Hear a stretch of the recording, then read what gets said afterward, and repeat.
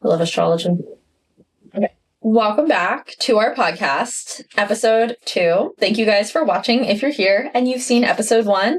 And if you haven't seen episode 1, maybe go back and watch that because we like to yap and we would like to start doing this once a week. So we're going to be doing that. You could also watch this one first. Yeah, this one might even be more interesting. Who knows? I have this type of microphone now because I touch my hair too much and we aren't putting microphones on my face anymore. So I'm just going to have little objects now. Minjee doesn't have the same problem. No, though my hair is down today, so it might be a problem. We're going to do our best. Do our best. Well, today it is dreary, but tomorrow is going to be Tavern Night. And I'm super excited for that. This is our first Tavern Night event. Yes, it is. I've always wanted to do it was going to happen. I woke up this morning and thought, wow, it's so wonderful to have the day off. And then I thought, wow, we have a whole event tomorrow, but it's so different. We don't have to do anything. Yeah, it's different because usually we're having to plan so much for an event. It almost feels like it's not happening because we have to do so little. Oh, no, I entirely forgot. And then Kit texted me. She's like, I'm so excited I get to see you. I'm like, did we have plans? Yep, Tavern Night. So our Tavern Night's going to be at No Land Beyond. It's a video game and board game, or just board game bar? Just board game. Just board game bar. Board game / prior. Used to be a funeral home. Pre-funeral home. Nope, post-funeral home. Okay. It is a board game bar. Uh-huh. Used to be a funeral home. And I just think that's really cool. They got stained glass. Yeah, they have stained glass inside, which looks really sick. And their menu looked really good. Yeah, they have a cool cocktail menu, a really cool food menu. We had to cap it at 100 people, and you guys RSVP'd so fast that it was literally, I think, 24 hours. Yeah. 24 hours. We were completely sold out. But they said they could increase capacity next time, right? No. But we could probably do 2 hours or something like that. Yeah, or I mean, I don't think they had 15 extra spots. So I think that's more so just 2 hours. Because it's a 4-hour event, if we did a first half and a second half, we could maybe get people in twice, but I think that sounds weird. Yeah, me too. Okay. In order to accommodate for more people, we are going to have also some at our house. It's the letter R in Remington. That one's on June 8th. It's a Monday. We're going to see what space fits us better. And then also we've been talking to some other breweries at different locations in Baltimore. I really want to do a clothing swap. That's something that's really big on my mind, is that I think it would be fun for everybody to get together, but it's so hard to figure out when to have that during the year because the garb sale's in July. Yeah. And then it's Ren Fair season. I think we would have to do it after Ren Fair season. Yeah, or in the winter or something like that. That could be fun. Yeah. Post Ren Fair season, but around the time we do our balls and stuff, January, February, March. That was what I was thinking of as post Ren Fair season. I feel we need 3 more months in the year because I feel what happens is we have all this time to host a ball in the winter, and then it's the spring and we do fun spring things, and then we do all the summer stuff picnics, and last year we did teas, we do the garb sale, we do yard sales, and then it's Ren Fair season, and then all of a sudden it's Christmas. Yeah. And it's I wish we had 3 more months somewhere in there where we could host more events and do more things. Yeah, but if the year was 3 extra months, we'd get an extra whole year of this presidency.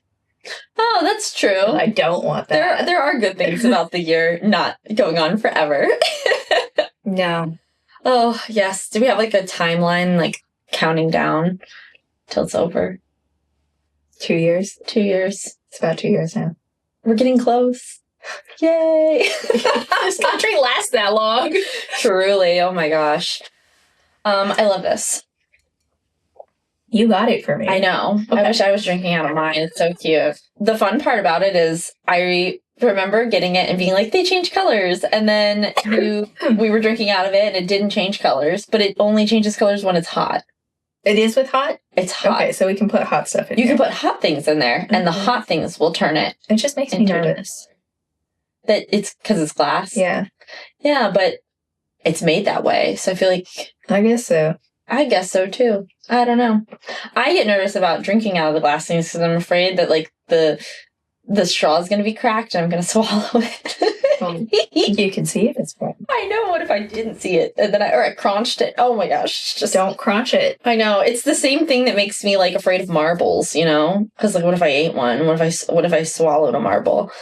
Are you too? No, but it still frightens me. Like when even looking at them is so hard. And people will give me marbles at the Ren Fair, and I'm like, thank you. But like then I'm like, I have like this frightening object in my I do not think you will ever accidentally swallow a marble. I know, but it's the same reason I can't drink boba. It's like an irrational fear. Yeah. Like in my heart, do I know that I'm never going to eat a marble? For sure. Is it a horrible irrational fear that I have? Yeah, for sure. For sure. I did used to choke on pen caps a lot. I was like a pen chewer. That was really bad. And then they would like, you eat it and it flies into your throat. That's why they've got the holes in them. Oh. So you don't choke. Really? Yeah. Yes. I never knew that. I never knew that. Made for people like me. It's like the fish thing all over again. What's the fish thing? The protein in the fish that's the same as eggs, and that's why you're allergic to fish. Oh, right. So I'm allergic to fish. And I've been allergic to fish since I was a kid, but I'm not allergic to salmon. I'm not allergic to tuna. And we went out for lunch and I was telling Minjee that I'm allergic to certain types of fish, but that I really wish I knew what kind because I would love to eat fish sticks and I loved them when I was a kid, but they come, there's different types of fish that makes fish sticks when you're ordering them or like picking them from the store. Pollock. Yeah, all sorts of things. And then I was worried that I was going to get one because I'm like, I've also never had fried fish like in England. I can't have like fish and chips. Oh, yeah. Yeah. And Jack loves fish and chips. So I really wanted to figure it out, but I was like, maybe I'll have to get a blood test. And then Minjee did some very simple Googling to find out that there is a protein, right? Yeah. Some species of whitefish have the same protein that eggs do. And I'm severely anaphylactically allergic to eggs. So it's probably that. Yeah. And that made so much sense. And it took us only about 2 minutes. It's great because... And also 30 years. And 30 years for me. But, that's okay. I feel like I just go on and on about my life. And occasionally you give me really great wisdom and then I don't have to wonder anymore. It's great. And I could have found it out if I ever took the time, but my brain doesn't ever reach that point. I just go, I wish I knew. You were raised in a place that told you not to ask for answers. It's true. I feel that the amount of questioning I do is already wildly a lot for me, but... No, both my parents are scientists, so question everything. Yeah, you have a lot of inquisitive nature. You're like a very inquisitive person. I know everything. Yeah. It's kind of my fatal flaw also. It is a little bit, but it's not bad. I think it's good. I get kind of paralyzed, though. I'm like, I need to know every single thing about everything, and I cannot start until I do. Yeah, I'm the opposite. I'm like, give me the need to know information, and then I'm just going to dive into it. And if any questions arise, I will ask somebody. I'm literally like, Jack won't let me build the furniture. We have all this furniture in pieces at the house right now, and he won't let me build it because that's the way I with the furniture. Like, I'll just do it with IKEA. But, like, IKEA furniture, it's like, there is one set way to do it. Yeah. So, just But it's very hard because then sometimes you build it backwards. I build things backwards all the time. We've done that. It's so hard. Like, and it's very frustrating. Then you gotta take it all apart. You gotta do it again. Or when you like build something and then you realize it doesn't fit right in a place and then you have to like completely undo it. That's the worst. Oh my gosh, this happens to me often. It's just terrible. Okay. I know. Because one thing I will say about furniture is sometimes you order something online and then it comes and it tells you like it's a 30-inch unit. And then when it comes, it's really 32 inches or it's like 28 inches and it doesn't fit. And I don't know where the 30's coming from because it's close, but it's not. And internal or external? I don't know. Maybe it's internal versus external, but I feel if it's in the listing name, like it should just be that. Yeah. And it's not. And then that makes it very difficult when you're trying to like put things into a space. That's true. I want to talk about Backrooms, the movie that we saw. I talked about it a ton to my dad because he was like, oh yeah, I keep seeing YouTube trailers for it. So he's seen basically the whole movie through trailers on YouTube. But he doesn't like scary movies because he said, my dad's a psychiatrist. So he was like, it's too much like real work to watch horror movies because they're just trying to psychologically manipulate you. And it's scary. It was, okay, so I had nightmares about it that night.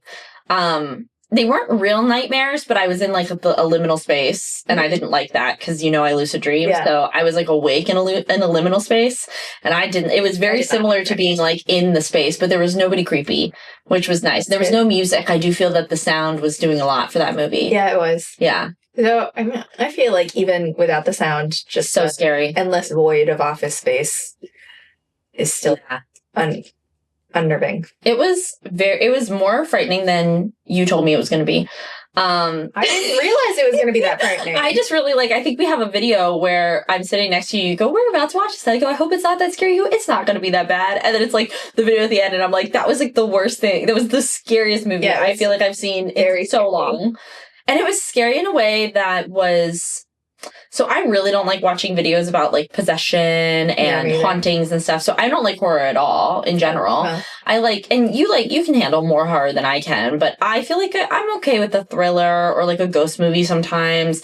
I just don't like it to be very jump scary. I don't like people crawling on the ceiling. I don't like freaky weirdo, I don't know, sleep paralysis demons. I don't like any of that stuff. And the premise of this movie makes it's almost like it's like an empty movie, right? It's like you're in like a white box the whole time, but like it's so scary with the sound, with the concept, with everything you find, and like I don't want to give spoilers, but like, it was just... I mean, I think a big reason it was scary is that you don't know what's coming next, because like there is not a like preset formula for this kind of movie.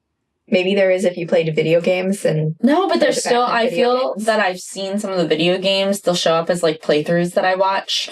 Not often, but, like, occasionally I'll get tricked into watching them. I mean, I guess, like, video games always have a specific mechanic. Or, like, a storyline. Yeah. And I feel like the storyline... Specifically, I feel like with video games, it's usually we're in the dark and, like, the flashlight's shining on something or something like that. And this doesn't give that. But, like, it did give... It was just given. I think it also plays on the horror of endless 9-to-5 job, which... Yeah, and it was just... I think that it was hard to prepare yourself for what was going to happen next. Yeah. And because of that, it was just so frightening that I felt... Even when I was watching normal scenes... Yeah. And, when you're watching The Conjuring, for example, when we went to that, I would know, okay, so, like, they're... out of the house and they're at the doctor's, like nothing bad's gonna happen in this scene because it's just story. There was like none of that because I felt like every time they left us, like something bad's gonna happen now. And also like time just kind of didn't exist correctly, so it's like you couldn't rely on like, oh, during the day things don't happen. So that's true too. It's just like you went in there and it was the void. But could not be me. So it's not as scary because which one did you think was better, The Mandalorian and Grogu, or which one did you enjoy more? I guess Grogu. I enjoyed Grogu a lot. I am more inclined to go see Backrooms again. Interesting. Yeah. I am not seeing it again. Even if somebody wanted me to go, I'm not going. Every time I like a movie, you're like, that's a weird movie. You really like A24 movies. I do. To be fair, I was a Marvel girl when I was younger. Oh, no. I've graduated from being a Marvel person. I haven't really watched anything since Endgame, like Infinity Endgame or whatever. That was the one where they had the Infinity Stones. Yeah. Okay. I like watched every single Marvel movie and all of the TV shows until that point. Oh my god! And then I've seen just a few here and there. I think I've people tell me to watch Loki a lot. Iron Man, maybe the first Thor. Oh my gosh, wow. Captain America, and I think Endgame. I think that's it. That's crazy. Well, my dad runs theaters, so he does so when a new Marvel movie came out when I was younger, he would do like a 3-day movie marathon. At first, it was just like, oh, we're going to watch like the 4 movies and then go see the movie. He would always do like the midnight premiere. He would take us, we would like dress up. He'd rent a theater, and then you would do a movie marathon. So when Mandalorian and Grogu just came out, he did it was like a 24-hour Star Wars movie marathon. He played like every single thing from the Star Wars movies. And then they all went and watched, and he rented a theater and they all went and watched Grogu and Mandalorian. I like my house. Yeah, you do. So it's not really my thing either. We did, when I was younger, I had a teacher who would do it was a 12-hour Lord of the Rings marathon. So it was like an all-night overnighter with all the girls in the class, and everybody would go to her house, and then we would do like all of the extended editions back to back to back to back and see if anybody could like stay up through all of them. We used to do Twilight into 50 Shades of Grey.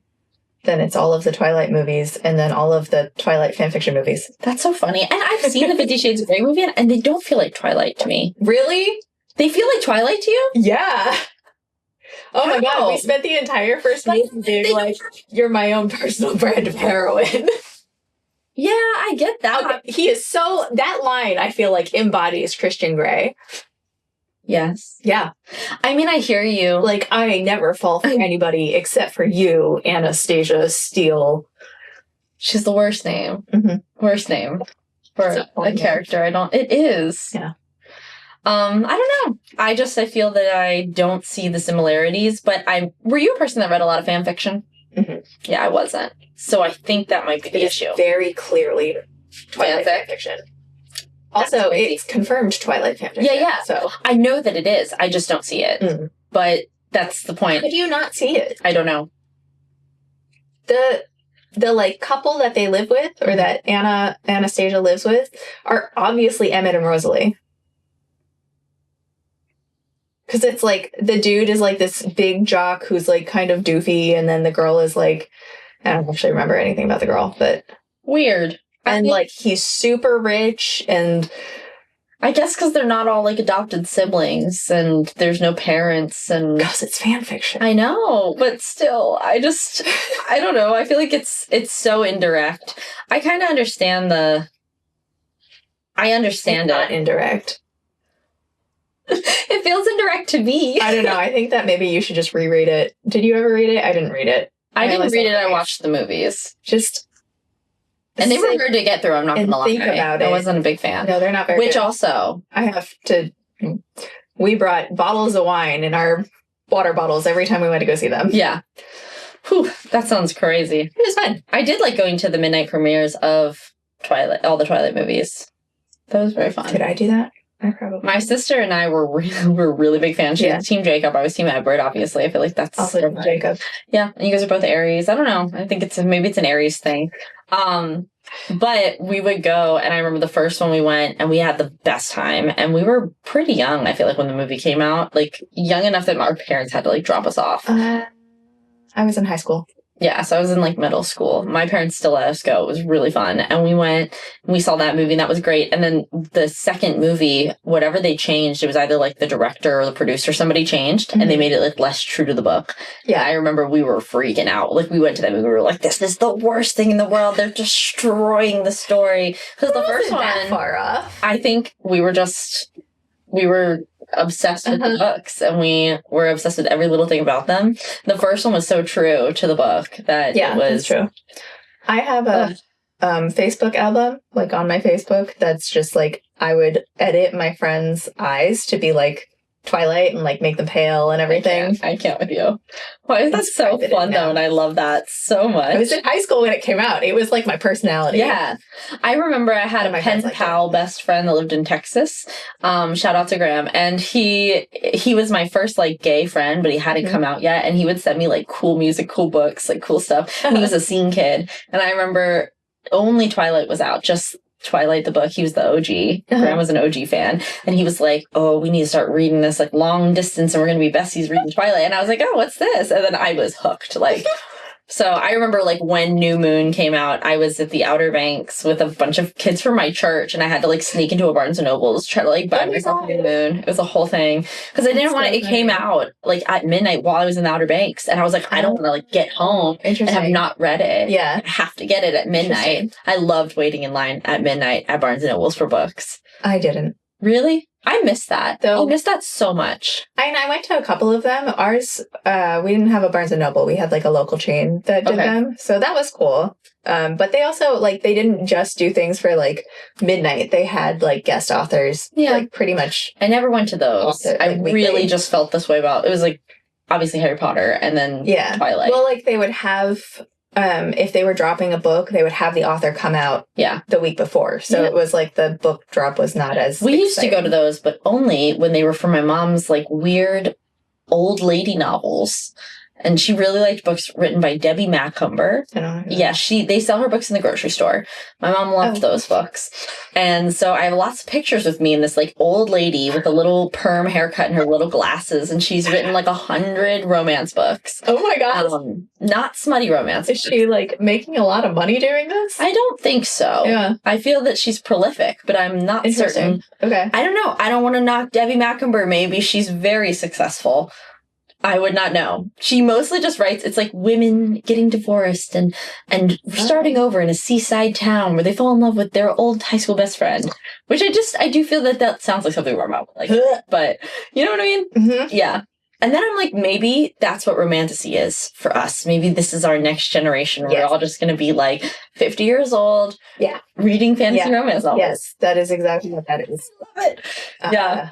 I think my mom might even like my book because I was thinking about that. I was like, I think it's the vibe. We're all just going to be older reading about like knights and warriors. I mean, yes, maybe probably knights, but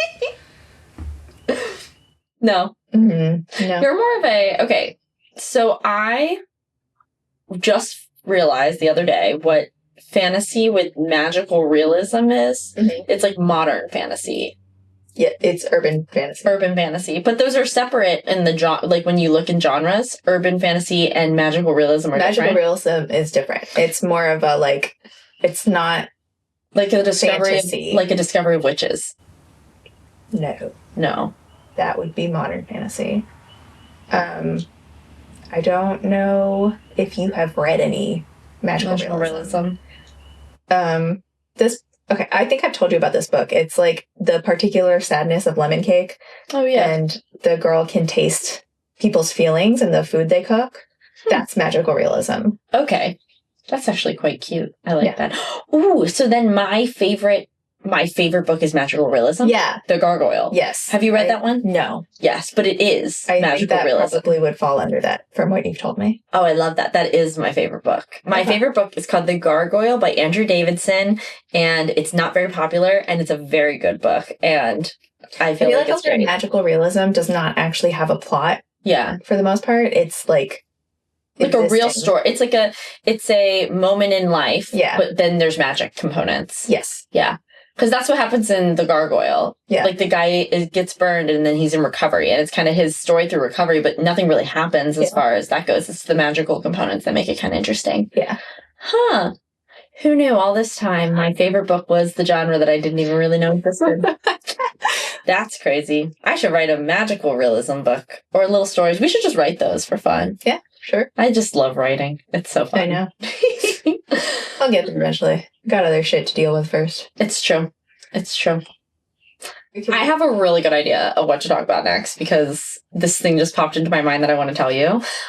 So this weekend, I photographed a Ren Fair wedding, which was really fun. And I know that you know that I obviously shoot weddings. You guys all probably know I shoot weddings in addition to us hosting balls. But first, I want to tell you about this wedding because it was so cool. And I feel like a lot of times when you go to weddings, it's a wedding, even if it has fantasy elements, like when Estrella cut the cake with the sword, or like when we had, I don't know, I feel like we had some different sort of fantasy elements in there, but like Morgan's wedding had D&D table settings. Yeah, but like people incorporate it, but most people don't do straight up like LARP wedding, and this one was. So instead of doing wedding garments, the bride and groom decided to invest in like Son of Sandlar, like leather, huge, like full garb. Cool. And they were in purple and green. And they ended up making this cake stand that's really cool. And it was like a big tree that like lit up from within, and it had a dragon on the top. And then their cake looked like a tree trunk sort of that came up underneath it. And then all of their guests, every single person was in like full Ren Fair garb. Even if they didn't like it, they ordered, they were in like, you know, the medieval collectibles version.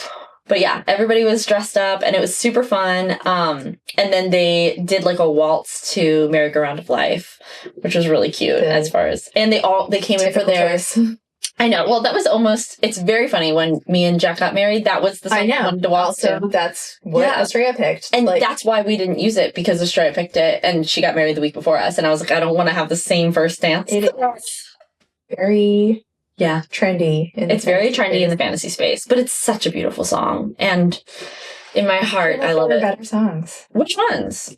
For fantasy? Like, for first dance, though. For fantasy. You know what I mean? I don't really know what the first dance entails. Like, first dance is just first dance on the dance floor that the couple does after the wedding. Okay. It could be really anything, but most of the time it's like a waltz or a slow dance. There are so many movie soundtracks in the fantasy. Yeah, but I guess people want... Yeah, I guess this is just at the same level as a movie soundtrack. Like, it's kind of like... It is a movie soundtrack. I know. It literally is a movie soundtrack. I know. It's so good, though. I love it. I know, but it feels like a dance as opposed to, like, The Shire. I feel like The Shire soundtrack doesn't sound like a dance. I think because it has been cut in a way that it is, like, a 3-minute song, but, like, you could get it cut in a way that's 3 minutes. Well, they had a violinist. Also... and like a band doing it. Oh, cute. And that was really cool. And they were playing all the Phantom of the Opera songs as I was like walking around. I was like, this is my place. I belong here. And I love so funny. Also, there are so many animes that have just as good songs. Yeah, that's true. So like Your Name, perfect songs for wedding. There are just like, there's so many. Yeah, I will say that was my one regret as far as getting married was that I saw a bunch of people walking down the aisle to Phantom of the Opera, like different like overtures and stuff. And I was like, that is a missed opportunity that I had. Like I had no aisle. You didn't walk down an aisle. I know. We didn't have any music during the ceremony, which was just, I hate that. But we could have like entered. A real ceremony. Our ceremony was a real ceremony, the one you were at. But it wasn't supposed to be. No, that was my secret ceremony. Yeah. I don't know what happened. I do know what happened. I have ADHD, and when people send me emails, it's the same thing that happened this morning, which is like email threads can become confusing. And I do feel that sometimes when you send them, the formatting can like put your message at the bottom or do something weird. And I have a very hard time parsing through that information. So why does it was just because you didn't pay for like the full ceremony? They don't do that. Like they just don't do ceremonies at all. So if you guys have, I will give you some background info really quick. If you guys have seen my wedding or seen pictures, because I do love to share them and they are beautiful. We technically took them and got married, and I'm not supposed to be like, we did not get married, but we did get married at the Peabody Library. They did send me a cease and desist to say, please stop saying you got married here, because I didn't have my wedding there.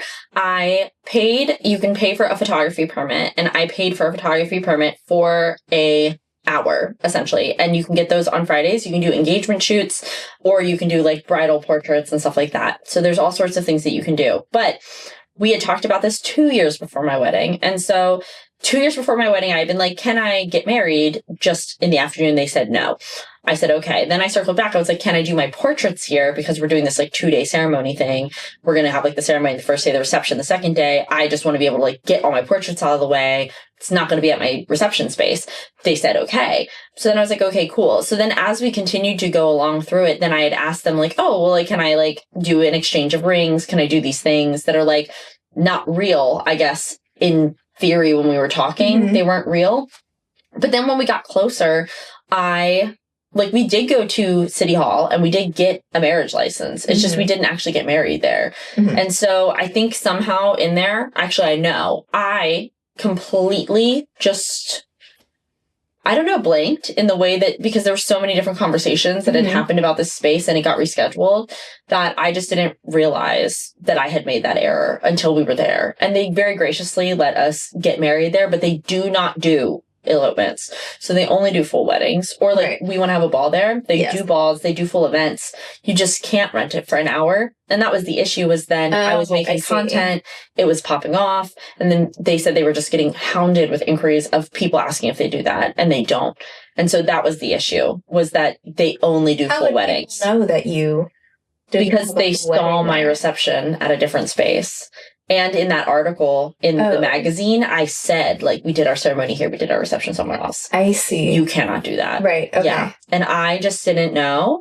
And then, I mean, technically, I didn't get like a legal cease and desist. They just sent me an email and they were like, we're going to need you to stop tagging and like wording things this way, because we're getting so many inquiries and we have to like every day we have to go through all these inquiries and tell them that we don't do this. And so if you had just said, like, we had our wedding at this place and our portraits at this place. Yes, that would have been fine. Okay. Because that's what it was supposed to be. Yeah. It's just, it was literally my bad. And also, it's like, as a wedding photographer, you know me, I would never do that intentionally. Yeah. Like, I'm just not the type of person. I don't know. I feel like I'm the type of person where it's like, I do not like to break the rules. Yeah, Sarah really loves to follow rules. I really love to follow the rules. I think it's left over from the cult phrasing, but like, I just do. I really feel bad because I'm like, rules exist for a reason, and I don't want to like mess up anybody's day or job or do something unfair. And so I felt so bad. Like, even when she's saying it, she's like, you're not supposed to do that. I was like, oh my God, like, I would never, like, I'm telling you, I would never do this intentionally. She's like, it's fine. I still feel bad. I still feel bad about it. It's been like 2 years. So yeah. It haunts me, but so at least the pictures are really pretty and I do enjoy that. But what I was going to say is that when we were talking about weddings, I just kind of wanted to set the record straight a little bit for people who might be interested about the cost of like our balls, because I think that people are unaware of what weddings cost, and weddings and balls are essentially of the same price, apart from like your dress and your bridal party. And like, even with florals, like, we still buy all of our decor. Yeah, I think that people don't understand the cost of a wedding. Yeah. And I think that they look at the balls and they feel like we're walking away with like $20,000. And we're it's definitely like, not. Whew, I can't even imagine. I mean, we've run the numbers, and I don't think that there is really a way to have a event at any of the places that we have them in the budget. Even if we doubled the ticket prices, we would not be walking away with anything close to that. No. And we don't even get paid what I would say is a competitive, like, day of coordinator rate. Because I paid more than we make to my day of coordinator who did no planning for my wedding. So, like, you know. So, for context, we get DMs a lot, and there's a Reddit thread about us and how we are scamming people. But granted, it was from 2 years ago. I will say that. Granted, I feel that more people are aware of the fact now, but we still get DMs. Or people will comment and be like, I can't believe how expensive the ball is. And we're like... Unfortunately, we did go $6,000 into debt for our first event. Yep. So we promised we're not making money on this. No. The first event that we hosted, we learned a lot of lessons, and we ended up going, $6,000 into debt. We then hosted a second ball to like help recoup the cost. Yeah. And while we have not been operating in the red, we're also not making a living. Neither of us could quit our jobs. So for all of the work that we end up doing, for organizing the ball, for coordinating everything, for like all of the day of stuff, we each get paid maybe like $1,200. Yeah. And also, we run all of the accounts. Yeah. We host all of these free events. Like, that's for the year. Like, if we do 2 events and we make that each time, like, that's what we make the entire year doing this. So this is really a labor of love.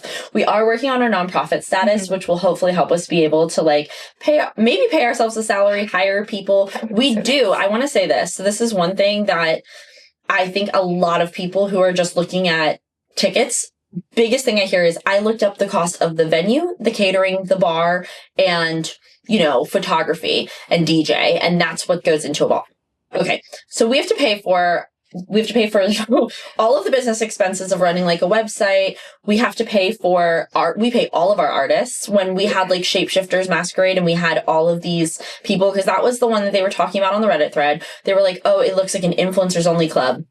Our marketing budget, we decided instead of paying Meta to run ads, we would pay small creators in the fantasy space and big creators in the fantasy space to create videos to help promote the society, because we feel that it is more ethical and just a better investment in our money to invest in creators. And so every single one of those people were paid a travel stipend and for making content. So that is where the money goes. Yeah, the money is going to artists. That event alone, I think, cost around $70,000. Yeah. It was a very expensive event. I don't think people also understand, like, how much all the, like, even if they say, I went and looked up the event or the venue, I went and looked up the catering, that's for, like, the very base amount. And, like, that's kind of how we got screwed on our first event, is that we budgeted for the base amount that they told us, and they had told us that we could lower the count later. Which you can, but it doesn't change your price, and you get stuck at a premium. Mm-hmm. That's how we were $6,000 short, which Minjee's great with spreadsheets. That is crazy that we were ever in that position. But because I was operating under thinking that they would let us do the lower rate when we had fewer people. And same with Cloisters. Like, we're doing a ball at Cloisters, and I will just be honest with you guys. As we were looking, they have a catering sheet you can only pick from certain caterers. And we were having a hard time finding anybody that was willing to work with us for even a cocktail style event, no open bar, no full dinner, for less than 15 grand. Yeah. 15 grand for like a cocktail style. Sarah didn't want to let me do a ball at the Cloisters. I love the Cloisters. So I was like, we have to do it. And Sarah's like, it is so expensive there. I don't think you get it. That is why the tickets, we did 2 drops. So we did a discounted drop earlier in the year, and we'll do like a full price drop later. But the tickets are probably $100 more expensive than they usually are. We do have less of a capacity, which is cool. But honestly, the event space is really beautiful, and it is such an amazing, one-of-a-kind venue to be at. Mm-hmm. And we want to hopefully be able to do more of this in the future at castles and places that are really stunning and beautiful. We have loved all of the venues that we've worked with, don't get us wrong, but it's cool to be, fantasy people in a true fantasy space. I think it's just so fun, not having to do as much of like a decorating to change it from a house into a fantasy space. But they are really, really expensive, especially in this modern climate and the economic climate that we're having right now. I just think people don't think about everything that goes into it. Even our last one, we tried our best to make that budget friendly. I think it's the lowest ticket cost that we've had for any of our events. It was our least attended event so far. Yeah. But I do know that people were having a hard time understanding the dress code and sort of the vibe. I do think it ended up being our coolest and most immersive. I agree. I thought that one was my favorite. I think so too. And I feel like all of the actors did an incredible job. Again, these are people we have to pay. We hired dancers. We hired the aerialist. Did we pay the aerialist? Yes. Okay. I think we paid everybody. Yeah. We either paid in a trade for tickets because it's the same price, or we physically paid people to be there, or both. That happens too. We paid multiple artists. And then the gift bags for VIP. Mm-hmm. We paid a photographer to do the photo booth. Yeah. We pay. One of the things that people love to say is that Jack, my husband, is the DJ. I just want to let you guys know that Jack is a DJ. Jack is a music producer. That is his career. That is his job. Jack works other people's events. Jack is paid to do that. The only reason that he essentially does this for us is because if we get down to the wire where we haven't sold enough tickets and we have to cut costs somewhere, Jack is a person that I know would do me a solid and would show up for free, and he won't be in some sort of contract that we can't cancel. So that is why we hire people that we know, because this does require a lot of understanding. In the same way that I myself am a wedding photographer, and it costs money for me to edit photos. If I was working any other event, that would be something that we would have to pay for. But instead, I do the business a solid by editing all the photos and getting them out to everybody in 2 days. And that is an expense that we could be hiring that out for thousands of dollars. But instead, I use people on my team. We kind of work with the things that we've got. Minjee made cloaks last time to save us so that we did not have to spend $150 per cloak on ordering cloaks for our actors. It's a rough few days. There are things that we do, and we do that. We are working for free, essentially, for most of it, when the amount that we do get paid is really not how much we would get compensated in our normal situations of doing this work. Not even so. I mean, we don't even make close to what I would make shooting a wedding, and I'm giving away a weekend day. There is zero way I would even make a cloak for $150. I would be charging much more than that. It is also one of those things where one of the things that is our goal, and I think this is really important as far as we're moving into this nonprofit status, is our goal is that not only can we be paid and do this and invest more time into it, but also that everybody else is getting paid, that we are uplifting artists. We are giving out scholarships. That's one of our goals, to have scholarships in the future. Big reason that we started Mythmakers is, for one, I just hopped on board when you guys wanted to throw a ball. Neither of you is very good with budgets, but that was the initial reason. But we want to help support our friends who are artists, but also people we don't know who are artists. Yeah. There's a huge community of artists within the fantasy niche. And unfortunately, fantasy is not the most monetizable niche. So I would say fantasy is one of the least monetizable niches. And unless you are a person who has a brand deal with a big fantasy brand who's paying you, and there's like 1 or 2 spots for that. Sometimes people work with like Amazon or something, but it's like those deals do not do that. Yeah, and those deals are few and far between. It's not like everybody's getting monetizable content, and like a lot of this is escapism. It's whimsy. There's so many artists, creatives, costumers, cosplayers. I just think so many things, meet in the fantasy sphere, and there's such a big desire for, Ren fairs are blowing up. There's all this stuff happening, but at the end of the day, there's so little funding for arts, and there's just not very many like jobs in creative spaces unless you're going to design clothes. Like there are lots of brands that are popping up that are selling things that are more fantasy adjacent, but that doesn't fill the hole that I think that we are trying to fill in this space for just everybody who wants to do something and express it in different forms of art. That's part of the goal with the studio, is having people be able to have like an affordable space. We price it very competitively. As a photographer, most of the studio spaces in Baltimore are at least twice what we charge per hour. Not only visual arts, so like clothing is probably the lowest entry point to be able to like be successful. But there's also musicians. We have friends in the Seeley Court who are going to be playing our next one, and we are paying them. Yes. So like we want to hire musical acts. There's comedy. There's performers. There's video photographers, set designers. We would love to not have to constantly decorate ourselves. Yeah. That's another big one. Yeah. And same with, we've been working with Maddie. Maddie is Manic Studio Reinhold in our studio. And she's going to be building some sets and doing photos. And she's also popping up at our different events. And that's been really cool to work with her. But additionally, just having a space where we'll have like studio pieces and people can work, I think is so important.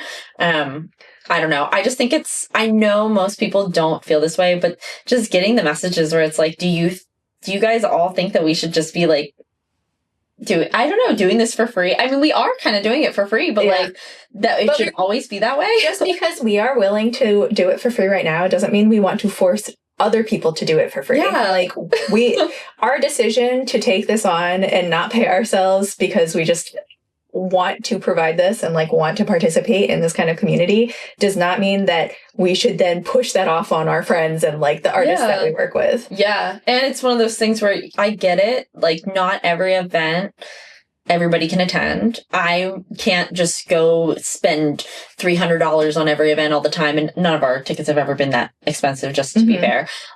Also, people have talked about like the $1,000 tickets. And I just want to say, guys, that includes so much more than $1,000 worth of stuff that we pay a makeup artist for that. Yeah, we have makeup artists, we have photography, we have the extra time in the space. They get a huge gift bag that's full of stuff that we've made, sourced, worked with local businesses, bought from small businesses, all of the art that we are like paying for. And additionally, even if you get a VIP tote, you're getting access to another spot. Okay, people were like, that's a cash grab.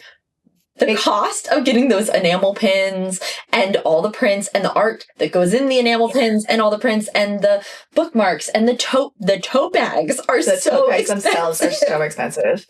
It's crazy. Plus, we provide all of the alcohol for the bar ourselves for some of those events. Yeah. Just because of how the liquor license and everything works. To have a second bar is an expense. Right. And it has a special cocktail, and then it's also a quiet place. We have special performances. We have a second photo booth in that space. All of those things. I just want to say, as much as it might seem, if 30 people buy those tickets, it just covers the cost of that room. And we are just doing it so that people have like a third space to exist in. So I just think it's very funny when people are always talking about that. And every person that knows us and has really been to our events knows the truth of it because we're vocal about it. Like, it's stressful. And sometimes you'll go on the Instagram and I will have not posted for a month. But you know what? That's because I have to work my job. And that happens. And we're trying to make this something that's like happening more. And, people ask us about Discord. And I'm like, yeah, when we have a budget to hire someone to monitor Discord, that's when we'll have a Discord. Because right now, it's the two of us. It's just us. We don't have a team. We don't have our team. We have Micah. Partners. We have Micah and we have Jack. So our partners do us a lot of solids, and you guys have been invaluable. Micah's over there. Yeah. Shout out to Micah. Woo! But like, if you think about all of the things that go into a wedding, and like how many people are involved in putting on a wedding and how many people you have to hire. That's just us. And when you have your wedding is done. When we are at our balls, we have put down $5,000 in deposits on the next event already. And all of that is liquid, and like it has to be liquid. So like there is no real profit margin because every time that we have an event, we have to put down more stuff on the next event. Yeah. And that's how that goes. And I will say one of the things that we are doing to try to include more people, like we have listened to you guys, we understand that not everybody can afford ticket prices to a ball. So we have like the Fairy Picnic. Yeah. That's $10 a ticket. Small events. Yeah. The tavern nights are free, completely free. Attending like any of our markets, completely free. Mm-hmm. And then we're also doing the mid-tier stuff. Like we did a tea last year, half the price of a ball ticket. So I feel like we're doing a good job of trying our best. And then with the nonprofit, hopefully people will want to donate, and that will subsidize tickets for everybody. People who cannot afford to or pay help us to have events that are free that maybe operate a little differently than this and support local artists in a way that, you know, funds, it helps with our mission, but that it can be partially funded by this nonprofit, which is like a huge part of what we want to do to bring the community closer together. Yeah. And we also want to do like artist residencies and just like sponsor artists. I really want to do a mail club. Yeah. I want to have an artist that works for us that does a mail club. Well, it would be like a residency, like a digital residency, so that they wouldn't have to be in a physical space, but would still be having a residency with us. Yeah. And then anybody like in the US or across the world, if we wanted to work with an artist, they would be in charge of that, and we'd have a system set in place. Yeah, we have lots of ideas. We're not trying to scam anyone, we promise.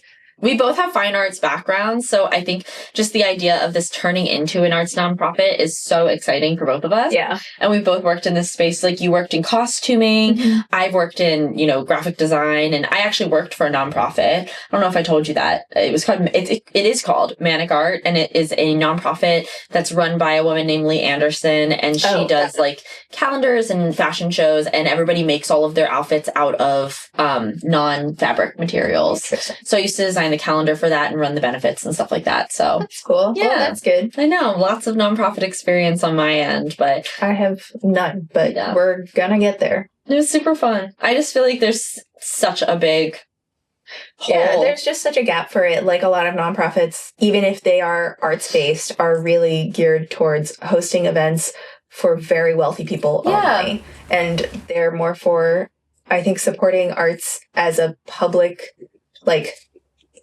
museums. Like they're meant more for doing like large institutions that they're supporting. Whereas like we want to focus more on individual artists and like small community stuff. And also like just the world needs more community.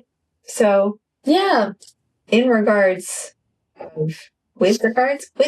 to the whole like how much everything costs and budgeting, whether we're scamming people, like that is why people do end up getting scammed, is because they haven't taken into account how much everything costs. Yeah. And then they run out of money. And then I think that's one of the reasons why a lot of these things fail, and people see them and feel like, oh, it's a cash grab. And the people, I feel really, part of me feels bad for them. I know that's me, even though I know that there are ways to plan around this, but we're lucky that we're very liquid, I feel like, as opposed to other people. And I think people just don't understand the amount of money that you have to put into this, and you're very much not guaranteed to make that back in your first event. Yeah. And like, I think that's because people are not like anticipating how much it's going to cost and all of the little extra costs. Like, they don't have, I mean, it's what you just said, like, they don't have the cash flow to back it up themselves. And like, thankfully, we were able to make up the loss from not having enough ticket sales to fund it ourselves. But when we were planning our first event, like a lot of times the venues, the caterers, they require things to be paid 6 months in advance. Yeah. So like you haven't launched the tickets yet and you're $35,000 in the hole. Yeah. And if you don't have that, you really shouldn't be hosting an event. And I'm not saying you need to have that in cash, but if you don't have that in credit, you don't have that in whatever, then like you can't be hosting an event like this because you might not make that money back, and you need to be aware of the fact that you're going to lose that money. Yeah. I think that happens with the conventions a lot. Right. That's what I was thinking. It's like, I don't think any of these people are purposefully scamming anybody. No. Like, they're just not aware of how much it costs. Like, I was not aware. I I don't work in weddings, so I was just kind of like, okay, I'm just going to make sure you guys don't go broke. Yeah. But the people who are running things like don't have an idea of how much it costs. So they're not like intentionally being like, I'm going to take the money and run. Like they're not running with any money. Odds are, like, they're running away with lots of debt probably. Yeah. And another thing that I think people don't think about is, you know, when people were talking about us working with influencers, for example, is like you could host an event. A random person that has 10 Instagram followers could go to the Cloisters and pay thousands and thousands of dollars, or go to the Peabody and, you know, host something. And just because you post every day or do whatever doesn't mean that that's going to be seen. Even us, when we first started, I remember Mythmakers had, we started from 0 followers. We have an event. We've put $35,000 out. We have 0 followers. We needed people who had a following to get it into people to be like, this is a real event and I'm going to be there. Yeah. You know? Plus at that point, like, I think I was only at like 30,000. Yeah. Like I only had like 5,000 followers yet. So like, yeah, we were really relying on our friends who had large audiences already. Yeah. To make sure that we could actually pay for the event. Yeah. And like just get it in front of people. And I think as we've gone along and we're getting bigger, like, yeah, we don't lean on, I feel like, marketing in the same way. And we are trying to move away from that because it can be really difficult. Like, we want to support creators to make whatever they want. We don't want it to feel like an ad or anything like that. And I think that's more the place that we're moving to. Yeah. Like giving tickets or being able to pay people to make content specifically about going to the event. Things like that I think are really fun and a cool way to share the experience without making it feel like, oh, it's this business transaction. It's really hard. Yeah. And unfortunately, like, despite people having the audience, they might not have an audience in our area. Yeah. And like, they might not have an audience with disposable income. They might not have an audience who is old enough to go to these events. We also are very careful about trying to not have like too many influencers that look exactly the same. Yeah. Like casting diversity. Diversity. It's hard. Like, you know, people are very talented and sometimes people don't have the same platform as other people. And that doesn't mean that they shouldn't have opportunities. And so, you know, in the fantasy space, and we both know this, I think this is a huge part of how we became friends. Part of what we do with Mythmakers is, like, you and I have both been marginalized in this community. Me as a person in like a larger body, and as my weight fluctuates and I'm plus size or I'm more the weight I am now, I'm still much larger than a lot of people who are very, you know, popular in model spaces, at least. And then you as a person of color, I feel like, you know, being the token fat person or the token like Asian person, just a thing that we've both had come up over the course of our careers on the internet, and like trying to not make that a thing at Mythmakers.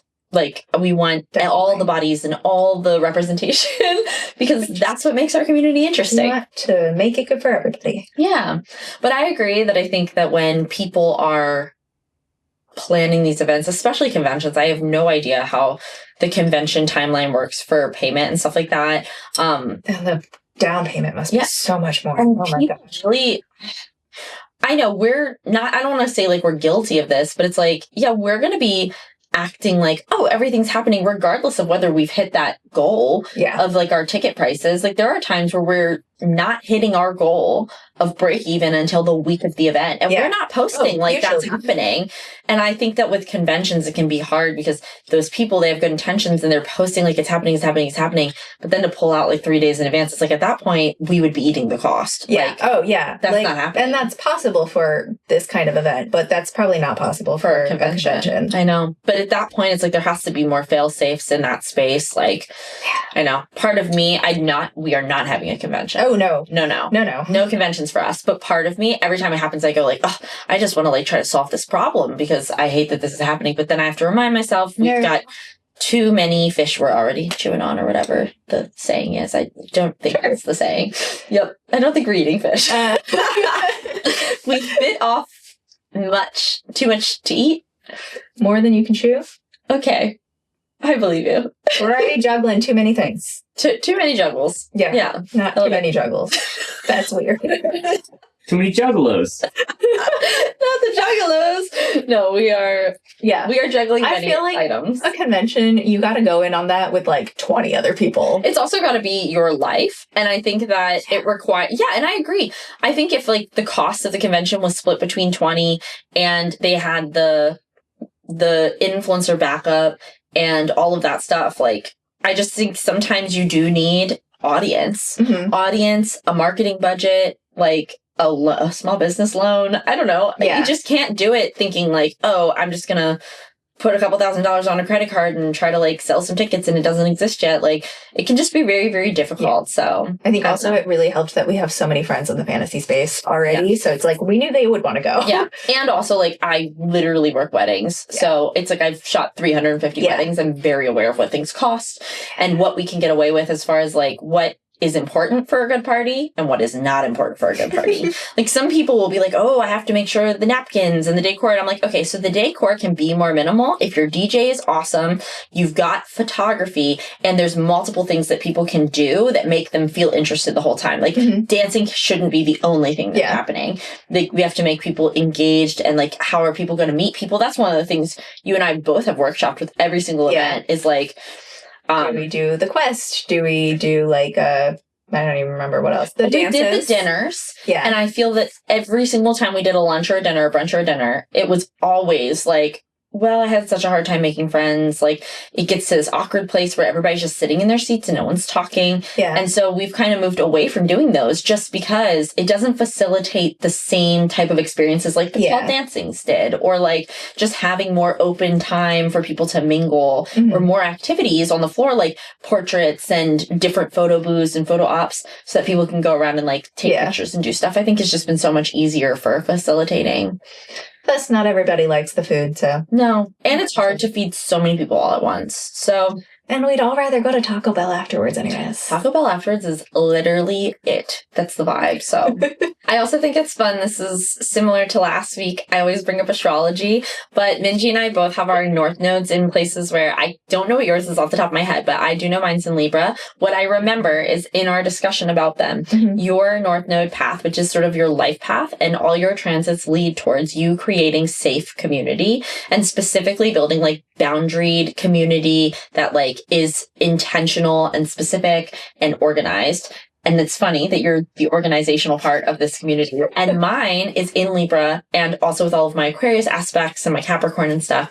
My chart is really about bringing in as many people as possible and creating a community where like everybody can belong. And so I think it's funny that I do sort of the social aspects and you do like the specific aspects, and it all comes together. It just feels cool that we're both aligned in that way, and that I really believe in astrological sort of destiny path stuff. And I think it's cool that our life paths like align so well, and our charts align really well too. We have a lot of really cool synastry, which we can get into some other time if you guys want to hear about it. But we have a lot of Saturn placement. Well, I'm ruled by Saturn. I'll get into it now a little bit, but I'm ruled by Saturn, and we both have placements that are on each other's, conjunct with each other's Saturn placements. So we're teaching each other a lot of lessons. But then we also have like beneficial placements that are really good too. So I think we've really cool like synastry between the two of us. I love reading a synastry chart. But yeah, I think it makes sense that we get along and work so well together. Yeah. And I love Aries energy, I gotta say. I'm always loving Aries people. I love it. I think I come off as an Aries. I think you come off as an Aries, but you also, your Pisces, all your Pisces aspects are very, like the quiet, you have sort of it's less quiet and it's more like, I don't want to call it like sleepy. It's like you like to be alone, introverted. And I guess call it sleepy. I'm sleepy all the time, man. It's like, I feel like it's like a cat, but then you can be very blunt. You do sort of have that Aries like edge to you. I have too many opinions to be anything but an Aries, I think. Like you're not quiet, but you have like a quiet presence. Does that make sense? Yeah. You are not a quiet person in general. I think we yap a lot and you have a lot of opinions. I don't talk much in like groups. Yeah. Yeah. Like I just like to watch more when it's groups, or I just get overwhelmed and I have to. You're not like yappy and loud, but you have strong opinions. I love that. And then, you have sort of a powerful resonant presence I like it. It's good. It works out. The only time anybody has ever guessed my astrology wrong was Maddie. What did she think you were? A Scorpio? I think it was Scorpio. Yeah, well, Maddie has a lot of Scorpio placements, and I think she feels like everybody's Scorpio or something. But, like, my entire life, everybody has always guessed Aries. And, like, first guess, people will be like, you're a little angry. You know what I mean? You have sort of like angry energy. Hey, I'm so much less angry than I used to be. I know, but I think that's why people will think about it and be like, oh, well, what's something? And it'll be like, oh, yeah, maybe an Aries. Maybe Minjee's an Aries. I think people don't ever guess me. People usually guess me as an Aquarius, which I'm an Aquarius Venus, and I dress like my Venus sign, so that makes sense. Like, people who have just met me will. Yeah. Also. Yeah. I think that people always guess my moon or my rising. So I'm an Aquarius moon, I'm an Aries rising. I only recently found out my moon and rising within the past, like, year or so. I think it's one of those things where I have so much energy, and Capricorn is not typically a very energetic sign. So to be a person that has so much energy is not always, people don't usually guess Capricorn. And then if people know me. Energetic signs.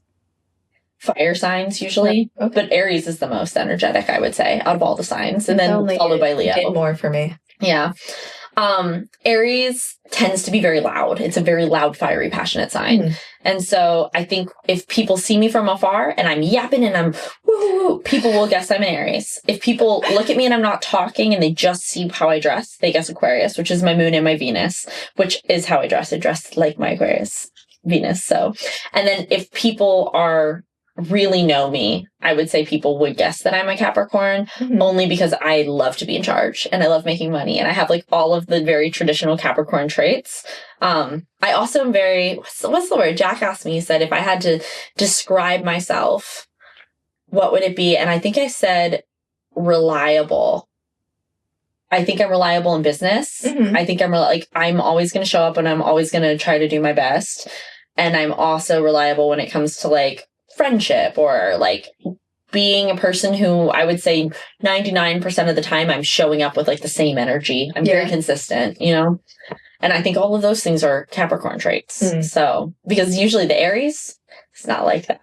And Aquarius isn't really like that either. So I feel like you would never strike me as an Aries because you are so, your opinions, like you're willing to hear other people out.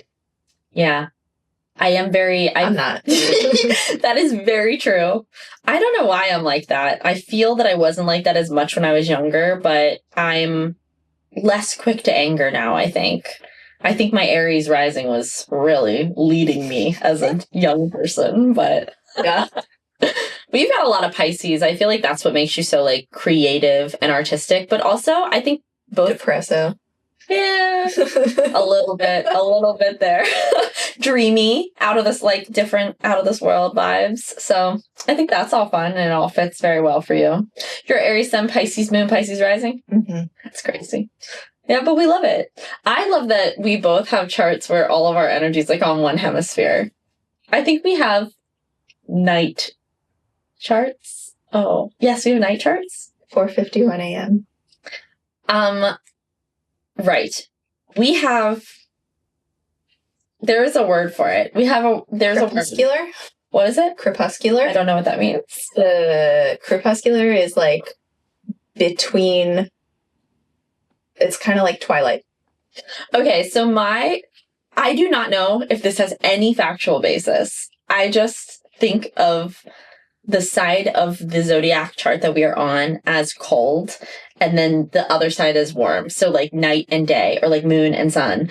Okay. And I think about it in the way that I would separate it from like Scorpio through the end of Aries. And that's where all of our energy really sits in that side. Yeah. And then I feel like Taurus through Virgo is really similar, or Taurus through Libra. It's through Libra, I think. I think Libra comes before Scorpio. It does. But yeah, like Taurus through Libra, that feels like sun. It feels warm. It feels a certain type of way. And all of our stuff is on the other side. Yeah. But I think I just think about it that way. Taurus and Leo. You do. You have a little bit, but most of your stuff is concentrated. Because I have a Libra North Node, so technically I have like one placement over there too. But most of our planets are up at the one little area. But yeah, I always think about it that way. Baby bat. Baby. You're such a cutie. Yes. We talk about astrology a lot. It's because it's very helpful. I find it very interesting. I find astrology to be, I don't know, I think about this a lot. I was having these moments, maybe it was this week. I have people from my past that have been reaching out to me. And sometimes when I put myself back in the mindset of like the person that I was in my teens and my 20s, my very early 20s, I start being like, whoa. And I feel that I didn't have a good grasp on who I was until I really started leaning into my astrology. Because for some reason, I just feel that I was working so hard against it. And it was like, I just could not align with my own energy. And my goals were very different in life. The way that I showed up in rooms was very different. And specifically, one of the things that I think is like a really big difference that came straight from astrology is that as a person with an Aries rising, I've always been really loud and I've always taken up a lot of space. And I think I used to just do that. And there wasn't really intention behind it. I just felt really insecure that I couldn't be smaller or I couldn't be quieter or like no matter what I did, I felt that like I couldn't shrink enough to not have that effect. And when I realized that my purpose is about like taking up space and letting other people in and sort of like not trying to stop myself from being this like loud thing that I am, that was really helpful because instead what I would do is try to like contort myself into boxes I just didn't fit in. Yeah. And there is no part of me that's quiet and like aloof and not I used to feel the opposite where I was like, I need to be more like charismatic and loud and I don't know, because like that's the trope that you see on media, like being the fun person, and like YouTube is very like, yeah, hey guys, oh my gosh, I'm back kind of shit. And you're really not like not only are you not like that naturally, but if you're leaning into your astrology with all the Pisces placements, Pisces is a very quiet sign to me. Yeah. And like it's very introverted and introspective and sensitive and soft. And I feel like, and also you're a Taurus Venus, which is also sort of a more introverted, soft sign. So I just don't feel like, even though you do have that Aries sun, which can be loud, I just don't think that you're like, that's not really your power. You know what I mean? Mm-hmm. It's just an aspect of your personality where I think you can be blunt and you can be commanding in your own way. But really this is what I was saying earlier, like at the end of it, you are sort of like this more like soft and like quieter life person. You know what I mean? Yeah. And it's like when you can lean into all of the things that make that interesting, I really feel like it just changes the way that you show up in rooms. It changes the way that you can relate to yourself, because if you can't accept your own like power and personality and you're always fighting with yourself about how you are, that's like, how are you supposed to show up in the world, right? Yeah. How are you supposed to be powerful and like do the things that you're uniquely situated to do if you're fighting your uniqueness all the time? Yeah. And so many of us are doing that. And it'll be funny, I'll see people who have like, I don't know, let's say they have like a Leo rising and they're meant to be this like confident, charismatic person. And they're so like, what is everybody going to think about me? Everybody's watching me. I'm not doing it right. And it's like, yeah, that's one of those times where you have to like learn how to harness that energy. Like Jack's Leo rising. Okay. And I always tell him like part of that is you are never going to have somebody as a Leo rising. My opinion is you're never going to have that thing where somebody tells you what to do, because like, and that's what they want. They want someone to just tell them that they're doing it right and like tell them exactly what to do so that they can follow that path and just do it. But when you have a Leo rising, you're meant to shine. You're a sun. And like what happens? The planets revolve around the sun. Like you're not a follower and you're gonna have to be a trailblazer, but you also have to like have enough confidence and enough power within yourself to know that like there is no right and wrong. Like you're not right and wrong. It is what it is. And if you can find the path you want to walk, you can be a leader, you can be charismatic. But like if you don't, could be a cult leader. Yeah, maybe. But I do feel that like people refuse to walk their own paths. And, you know, there are people who are meant to be taught. There are people who are meant to be like, who are meant to be sort of nurturing, or like everybody has these different roles in life. And sometimes I feel like when we're not aligned with our astrology, it's because we're really fighting whatever it is that our energy naturally does. Because I think of it as like a stuck pipe. Yeah. And like, if you're not with your flow, I say this all the time, it's like that terrible Royal Candy Crush game. I was addicted. Oh my God. I was addicted to it. And there's this thing called the King's Nightmare where you have to like get rid of all these little blocks, like Candy Crush blocks, so that you can get the water into this pipe so it can like put out the fire in the king's throne room. It's very silly. But that's what I think about when I think about the astrology, is that we're just so fixated on like getting every single block when really there's like one path you have to take. And if you can align yourself, it's like everything flows. Yeah. And nothing just, like, feels like strategically taking out a couple blocks rather than taking out. Yeah. And it doesn't feel so much like, oh, I don't know what I'm doing or why I'm doing this and why do I feel so torn about all these things. Like, I can feel torn about a specific situation. I can make decisions. I'm not saying I wake up every day going, I never have any strife and I feel completely fine. Like, it's not like that, but I know who I am. I feel very certain of my mission. Yeah. And like what I guess the mission statement of my life. Like, I feel that I am on a path to create community. I want everyone to feel accepted. I want to be an inspiration to people so that people can break out of these thought boxes that they're in. I think that's part of my thing, right? Is like, I grew up in this cult where I wasn't allowed to like cut my hair and I had to wear all these really crazy conservative clothes, and there were all these rules. And then to be a person who's now 30 years old and I've completely deconstructed from that,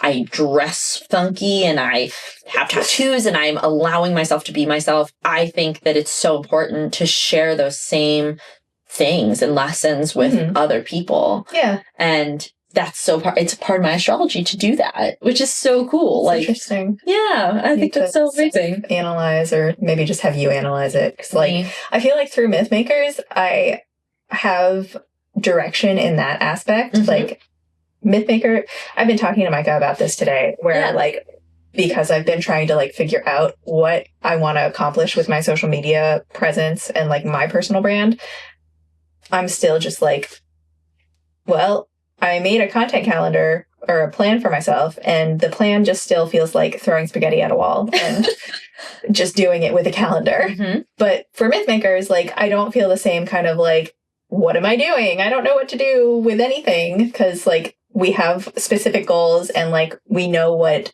our like purpose with it is, I guess, where like we have like already stated, like, we're trying to build community and build a safe space for people and like give artists a place to like work and like all of this stuff. So like, there's a very defined goal there. And I do think that like is in line with both of us. It's the personal brand thing that I'm just like, which I will say part of mine has been, I feel that I'm combining my personal brand with sort of the ethos of Mythmakers, that all I'm using my personal brand to do, like, I love some free stuff. We love, shout out Baroka Tribal for sending me the skirt. I appreciate you. But like, yeah, like, I like some free stuff because I'm a shopaholic, but at the end of the day, I really want to encourage people to be more whimsical and I feel like there's so many people out there right now who loved Lord of the Rings and they're wearing their graphic t-shirts and their khakis and they're pretending like they don't watch Lord of the Rings as their comfort movie. There's like so many girls that I know are watching Pride and Prejudice 5 times a month because that's their escapist, thing. But they're not dressing up. They're not going to these events because it's weird or whatever. Like, they're just in their American Eagle sweaters being like, I'm just gonna be normal because people think this is weird. And it's just not weird. Like, I don't know how to put it out there other than when you give yourself permission, every single person that I know who's like a minimalist baddie, like out there girl bossing, like all these people that you think would judge you are like, oh my God, I love what you're doing. This is so cool. But you have to have the confidence to show up and not ask somebody else if they would do it, because they wouldn't. This just, if they're not doing it, they probably wouldn't do it. You have to do it.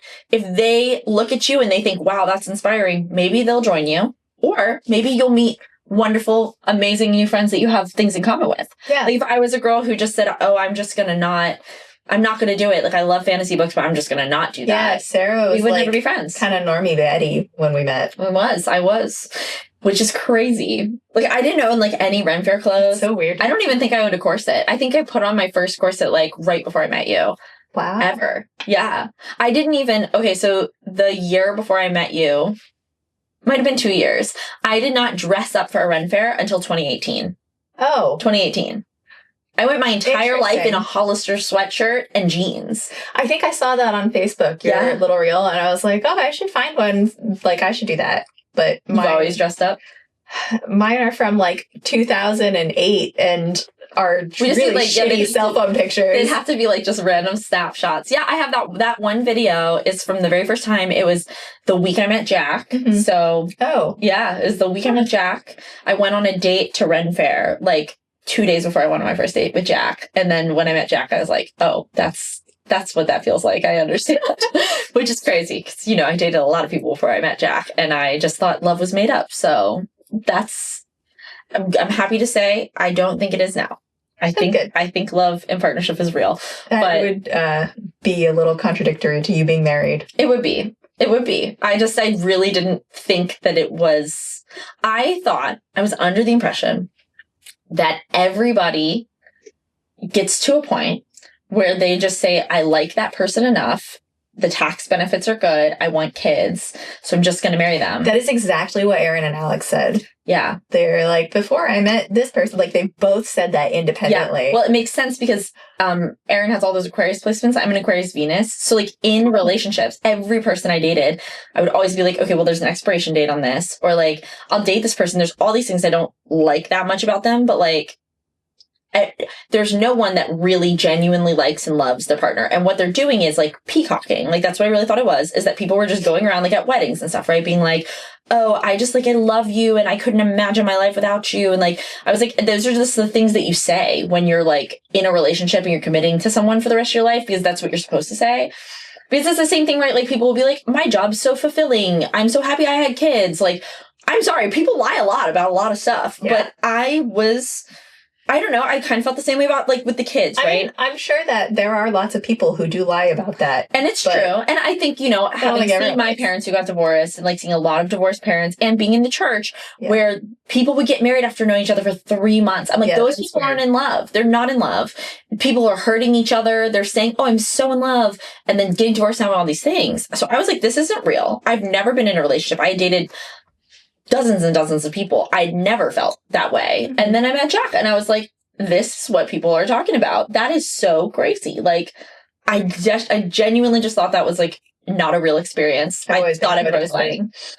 I was a codependent. I don't feel that I ever really truly loved anyone. Yeah. I did not feel like I didn't want to change anything about anybody I was ever with before Jack. And even in all the things where I was like, this needs to change if we have problems to work through. I don't think that you necessarily need to not want to change things about the person. I feel like that's the wrong word. I think I'm using the wrong word. I think it's more like I suffered from limerence really bad. So I would make up versions of people in my head that were very much not aligned with who they were. Mm-hmm. I think Jack's the first person that I was like, wow, this is a person that I don't see an expiration date. And also like, I'm here and I'm not making up a version of them. Right. And I still love them anyways. Yeah. And I could see myself spending the whole rest of my life with this person, not just like a year, not 6 months. I'm not going to get tired of them. And here we are. I mean, we've been together for 9 years. Like that's I literally, before I met him, I was going to marry somebody so they could get a green card. I was like, I'm never getting married. Like, truly. So I would have put money on the fact that I would not. I used to always say, marriage is a legally binding contract. And like, it would be stupid to enter into it with really anybody. So you just shouldn't. Mm-hmm. Now I'm a wedding photographer. I love weddings now. And I do think people are really in love. And I do think that stuff is real. So who knows? So funny. I think that's part of why I love weddings so much is seeing how much everybody loves the couple in the room. Because I've realized now it's not just about the person that you're in love with, that you also loved. Like, I don't want to say anything too negative about my family, but I just didn't feel that sort of family love from like my extended family and my parents. Like, my mom and I are really close, but I did not feel that. And I thought that was a little bit made up. And I didn't start, it was not until going to friends' weddings that that clicked for me. Yeah. Where it was like, oh, a wedding is to show how much you love the person. People. Yeah. And so and it's like the friends too. I have friends from my past and they're all very nice people, but I don't feel that we had like so much in common or spent so much time with each other in this sort of like, I don't know, like I love all of my friends and the love that's in a room at a wedding, but like even at my wedding, like I felt so loved by every person there. And it's just really cool to be a part of that. It's also fun because I think that we access that a little bit at our balls. Yeah. Yeah. Like I feel like when we're all screaming, I'm Not Okay by My Chemical Romance on the dance floor, like we are having this sort like of connective, group catharsis experience. And it's so cool. This is one of my favorite things is like, I don't know. I know that you've noticed this because we talk about it and we see it, but seeing all the people who came to Mythmakers events and then like made friends with other people. And now they have their friend groups. There's like little friend groups that form. It's very cute. It's so cute. And then when you see them like all posting content together or going to balls together, and you're like, oh, we all made friends. Like, this is so cool. And it's cool because like, that's one lesson I'm learning is I can't be friends with 1,000 people. Every single person is my best friend. No. But I do feel facilitate other people finding their people and having events where I get to see people. And I genuinely do enjoy just meeting every single new person, which is great. And I know I'm so extroverted, but I enjoy making a space for people to do that. Yeah. And I think that's back to our astrology, the same thing. Yes. It's exactly what our differences are. No, I've literally gone and sat in the basement during some of our events. So. I know, I keep found you. I was like, we have to go up now. We have to go with me. Oh, I'm so overwhelmed. But it's so fun. And I love just seeing everybody connect and be able to like make magic together. And I don't know, it's just so many cool artists and creatives and people who dress up in their costumes. Like I cannot wait to see what everybody wears to the Cloisters. Yeah, I'm very curious. I have to figure out what I'm wearing to the Cloisters. Yeah. I don't know whether I should go feel like I could make something with a bunch of Baroque or tribal stuff, or I could do like fancy. But I just don't know. I think it's more the like Lord of the Rings elves vibe personally. Because I'm not an elf. So heavily inspired by like medieval dresses. I know. I just feel that I'm not an elf. I wanted to be an elf, but like I'm not. I'm a hobbit and or maybe a dwarf. Yeah. Jack says I'm a dwarf. I feel in this outfit. I think hobbit. I'm looking like a dwarf right now. Yeah, well, this is very lots of hair. Dwarven. That's true. You do like and like hobbit dwarf hobbit things. I do. I love a hat. Oh yeah, you're right. That is a lot. I would say I'm a gnome, but like that's in Tolkien world. That would I think make me a dwarf. Yeah. Yeah. Yeah. I know. I just you like Jack doesn't watch this. You really love the shiny thing. I do. I'm a dragon. I could be a dragon. Or a dwarf. Or a dwarf. Like, that's the thing is, like, the dragons and the dwarves have all that conflict because they're both fighting over shiny things. That's you and Kit. Oh my god. Kit is a dragon! Kit's a dragon. I'm a dwarf. Oh my gosh. Fighting over a shiny thing. I love it. That's so funny. Though I will say that battling in another dynamic, you're dragon from Shrek and I'm donkey. And that's also kind of giving our vibes. You're like beautiful, wonderful dragon over there, and I'm just like, but you gotta have friends. I feel like I'm like gingerbread man. Gingy. Oh my gosh. I feel like Jack Shrek and I'm donkey. Like, he says that often. Jack will be like, you know who we are? Shrek and donkey. Yeah. And I'm like, that's our marriage. It's true. The gingerbread man just like curses at everyone. Is like, the fuck is wrong with you people? Yeah, I love it. That's so funny. It's very mean. Gingerbread man's very silly. That's like mainly when I'm loud. Maybe you're Puss in Boots, actually. I'm not that good at lying. That's true. He's very like, ooh, then I'm gonna fight you. My name is Inigo Montoya. Yeah. I was pulling my fake sword, sorry. Oh, I thought you were pointing at something. No, I had like an imaginary sword that I was pulling out. It'd be fun. Yeah. I know. It was very fun. I don't really think I fit many of the Shrek characters very well. I don't know. I definitely am donkey. So. There aren't many like quiet characters in Shrek. That's true. Yeah. Everyone's very loud and like... Yeah. Yeah. Yeah, I think you're correct there. So maybe not. Other than Dragon who can't speak. I would argue that Dragon is still very loud in expression. Yeah, she is. She's so pretty though. And you're in dragon colors. Also quiet, so. See? Dragon colors. Yeah. Mm-hmm. I want to be a dragon, but I'm not. I'm probably a dwarf. Yeah. I hope we get to do Lord of the Rings again. I really liked what we did last time, and I liked being able to lead the dances. Yeah, but I want to do outside. Yeah. I want to have a door.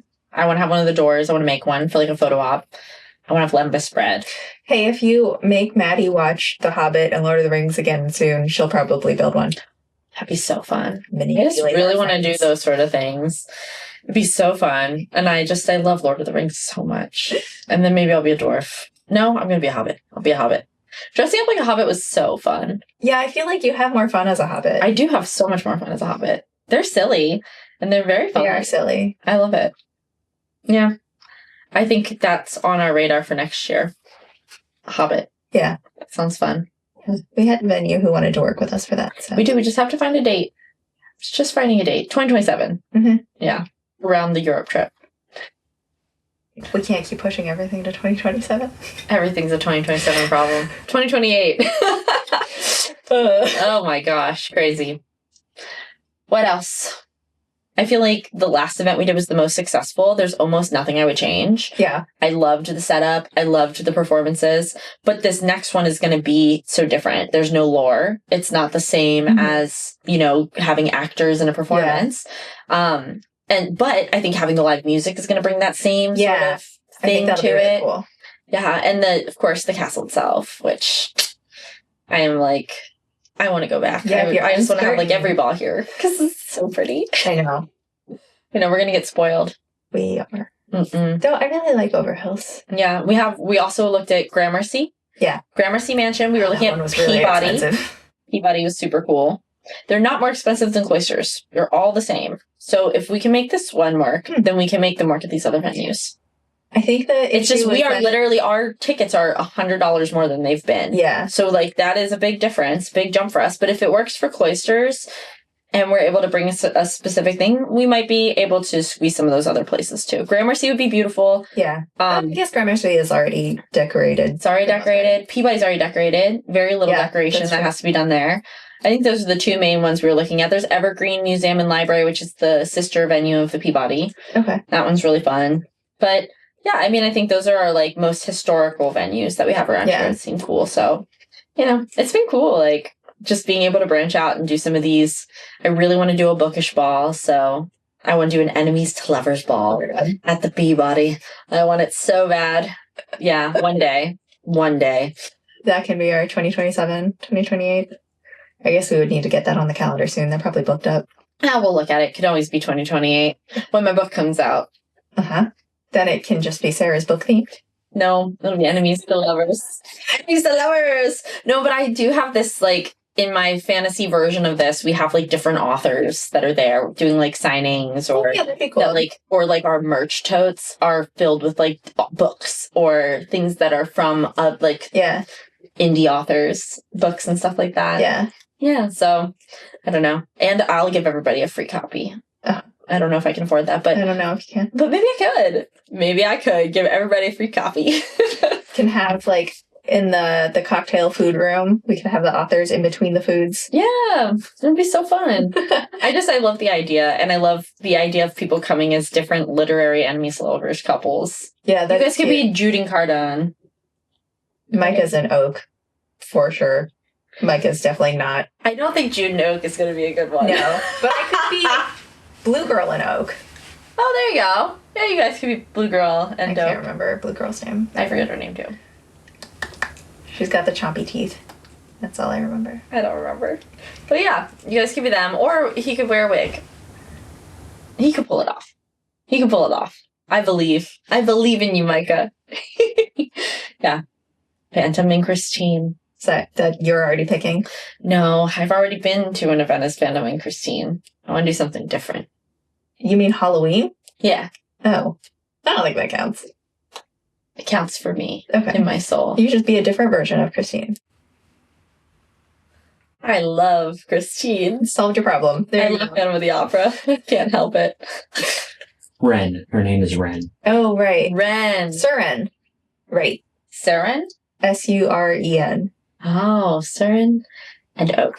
Mm-hmm. That's vibes. I feel like personality-wise, they're a little bit closer to us. Though you're not manipulative like Oak is. But he's more, like, charming, charismatic. Cardan is too whiny. You're not that whiny. Mm-mm. Yeah.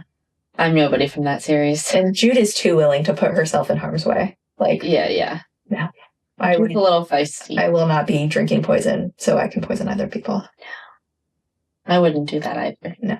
Because that's stupid. Yeah, that's dumb. That's a stupid thing to do. I don't like that. I'm not doing that. Trying to think. Let's close it out. All right. Well, I think that is all of our thoughts for today. Mm-hmm. So we're going to close out this episode by saying thank you guys for being here again. We appreciate it. We are going to be posting these once a week. So we'll have more to yap about. And if you guys have something you want us to talk about. You know what would be fun?